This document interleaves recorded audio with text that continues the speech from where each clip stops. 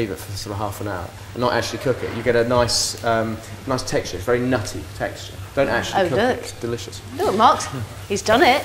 I tell you, if you come have a look at this. So now you need to knead this into a really nice smooth ball and get nice and elastic, okay? Because I've worked the gluten so much in there, now I need to just let it rest and relax a bit. So I'm just going to wrap that in a bit of cling film, put it in the fridge. So it's not about proving it or anything else? Nothing, no, because there's no yeast in there. It's just so that it kind of just gently relax so it's not so tough. It's as tough as I think it's going to be. Okay. But anyway. Well, that looked quite easy. Yeah, it is when you've got guns like this. It's sweating a bit. You need to...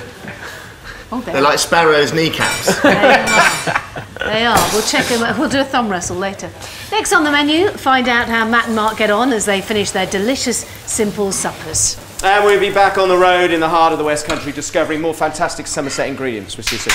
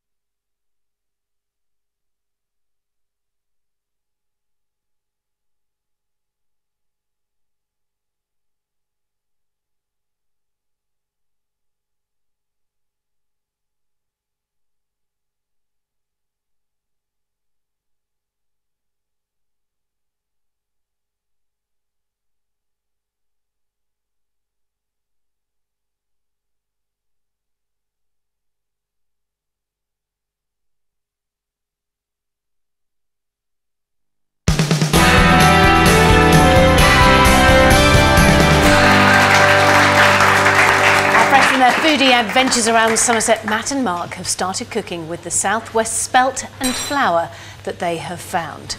Mark is playing with his food. So this is like a workout, and it was almost a little bit like when I was younger with Play-Doh. So what you can see, just to recap what I've done, obviously I got to the stage where my pasta had rested, kneaded it up to a nice small ball. So now I've got a little bit out, and I'm rolling it into a long sort of a worm shape. You can see I've done a few of these little pillows here already. This is sort of similar to gnocchi, but it's not gnocchi at all because it's a completely different mix. But I'll show you these. And gnocchi's generally made out of potato. Exactly, yeah. And essentially, the whole point of these little marks is that it spills all the butter I'm going to make, the fermented, go into these little pockets. It does make them look a bit like dog biscuits. That's wonderful. That's very nice. In a good way. I have to say, they're probably going to taste like them as well. So. Mark wasn't feeling terribly confident, I think is the word. Which usually I am. So here you go. So yeah. Nice even bits. Get your fork, okay, in, and just ping that over, right? Okay. So. Right. I don't even know if there's a word for this in Italian. It's called forking. So that's that. So we're going to do that and then get them straight into a pan of boiling salted water, no oil, and then one there and there. They're going to need to poach. Probably I'll cook them a little bit longer than I would do ordinary pasta because, like I say, this isn't like a proper pasta dough. No, so I reckon they probably need about 4.5, 5 minutes in there. And then if you were going to freeze them, Or dry them, or anything else? I would suggest, first of all, taste them, and if these taste good, then make it and freeze them or dry them out, yes. Right, so you just freeze them like that? Yeah, freeze them like that, but I think probably dry them as well first. I think dry them, and they'll keep dry like any sort of ordinary pasta. Okay. And then, you know, yeah, we can just have And your are they own dry always, pasta. you said 4 minutes to cook for, is 4 that always? to 5 minutes, I would think, something like that. Is it like with gnocchi, when they're floating at the top, they're ready to go? No, because these are obviously going to be a lot tougher, so they'll come up to the top. Normally I would take them out, but I'm going to give them a little bit longer. Okay. Right, okay, so we're nearly there. That's smelling good. A little bit earlier, okay, we sweated off the pancetta, the onion, the carrot, the celery, the garlic, what else went in there? Then into that, what we toasted almost the spelt, and then I topped it up with chicken stock and veg stock, obviously, in this one. Give it about 20 minutes to cook it off, okay, and just before serving, I've got this cabbage. Best love that beautiful cabbage. stuff. I'll just show you what to do. Basically, you've got this inner core, which is very tough, so you just grab it and rip it off like so. Oh, right. I just eat everything. If you do that, Good bit of roughage, well, there's a lot of roughage in that. Yeah. And then just shred it up, chop it up, and then we'll just divide that. That is so... Simply. How gorgeous does that look? Yeah, and it's going to keep the colour as well. At the very end? Totally. And that'll take you know, a minute to cook down. Right. It's going to keep its colour, obviously. That looks like a healthy otherwise, it's going to rustic go meal. a little bit Yeah, exactly. Belinda, I'd like you to tell me now your story of a cooking disaster. Well, I did have a bit of a cooking nightmare one Christmas. I was doing pantomime and I was heavily pregnant, and we've got this lovely bit of fish for our Christmas dinner and all the trimmings. And on Christmas Eve, the cat ate the fish. So it was like there was nothing for Christmas dinner. There was nowhere in Stoke-on-Trent that was open nearby, near where we were staying, apart from one garage. And all they had was a packet of fish fingers and a tin of tuna.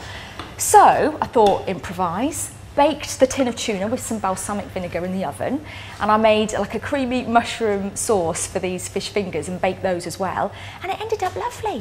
But it was quite a disaster, I have to say. Well, you're very lucky. If you go to Stoke-on-Trent now, even that garage is closed. Never. Yeah. And what would you do? Hey, that's a new cookbook that's come out, the Petrol Station Cookbook. The petrol Nice. Genius, desperation You could cooking. have done that. On the barbecue. Yeah. Penny, can I just show you this? My yes. my pasta's done, and this sauce is very, very quick, last minute. So I've got my sage chopped, I've got my lemon zest ready, I've got my little bit of garlic just lightly crushed, my lemon juice ready to go, because you need to do this quite quickly. Okay, knobs of butter. These look lovely. They do actually look pretty good, don't they? Knobs of butter in, okay? You want this to be a beurre noisette, right, which is a brown butter, nut brown butter. So you really need that heat in there, okay? As you can see, it instantly turns He does this to me every time. a nice brown colour in there. We'll throw the garlic in. That's just for flavour. You're not going to eat that garlic, okay? Right. These are nice. Okay, so then it's just starting to turn. We'll go in with the sage. So that sage fries in there and goes a little bit crispy, okay? Little touch of rock salt as well, because we want that to be nicely flavoured, because essentially this is your sauce.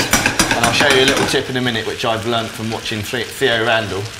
Is that what you do, like that? No, I usually chuck it all over the kitchen when I try that. Lemon zest in, just to bring out the flavour of that lemon zest. And then to stop that kind of cooking, we'll turn that down, a really good squeeze of lemon juice and really get that flavour. These are amazing lemons. And then we'll take these lovely little... Are they from some... Yeah. straight out and into the pan. And you want to keep a bit of that water in there, because that sort of emulsifies with the butter and all sort of mixes together and gives you that wonderful sauce of sauce. That's amazing. I know that if I did that, they would be all over the shop. To finish that off, got this wonderful... Grate some lovely parmesan in, which is also emulsified with the sauce. Let me just have a... Oh, wow, the lemons are just totally lemony. I'm gonna move. Right, well, we're ready to go. Wow. So that's Melinda's vegetarian version, and that otherwise is the pancetta and spelt soup. Love.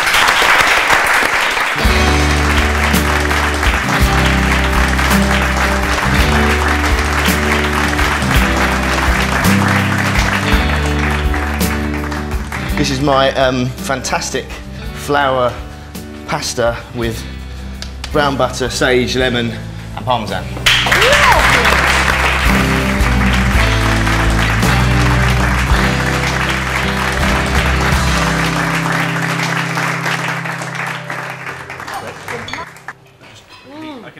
That spelt is lovely. It's the sort of thing that when it's written down on the page, it doesn't sound very inspiring, but when somebody puts a bowl of it in front of you and you tuck in, it just flies out. They're very fragrant, it's got extraordinary textures. Fantastic. There's a lot of love. A lot of love in that. Yeah. Melinda? Absolutely loving the soup. I think that's fantastic, and I like the oil in it. I think it really adds something interesting. The sauce is incredible. Really, really beautiful, and they are quite heavy. It's a bit like chewing a soggy scone. No offence. Chewing a rock. But whole meal rock. but it's good. Yeah. It is good. As a shell might be better. It's I mean it's quite A rib filling. sticker. That's the word. I think. A rib sticker. But maybe there'll be days, a really cold day, when that would be perfect. Exactly. Well, 2.5 hours before a game of rugby. But the lemon, the lemon sage butter is.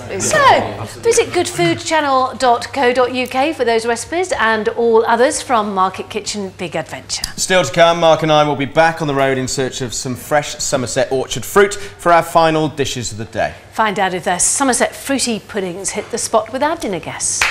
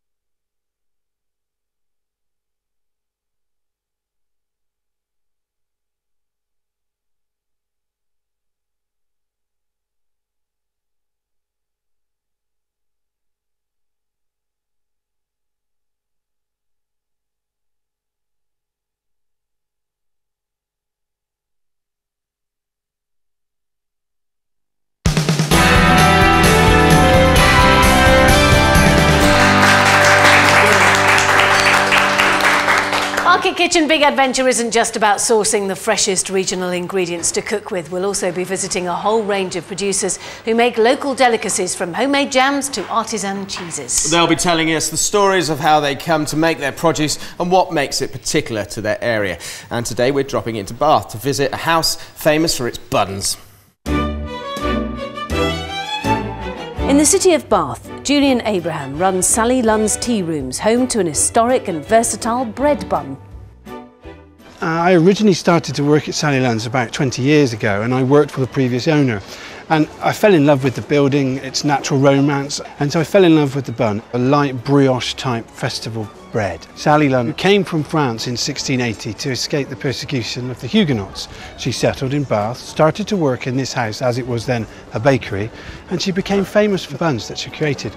The recipe is a closely guarded secret and is only handed down with the deeds of the house. The buns are made with a bread dough enriched with eggs and are similar to brioche. Okay, so here we've got the raw dough made with good quality eggs. Fresh yeast is a must, mixed together with good quality white flour, and then we leave it to rest for a short while. So from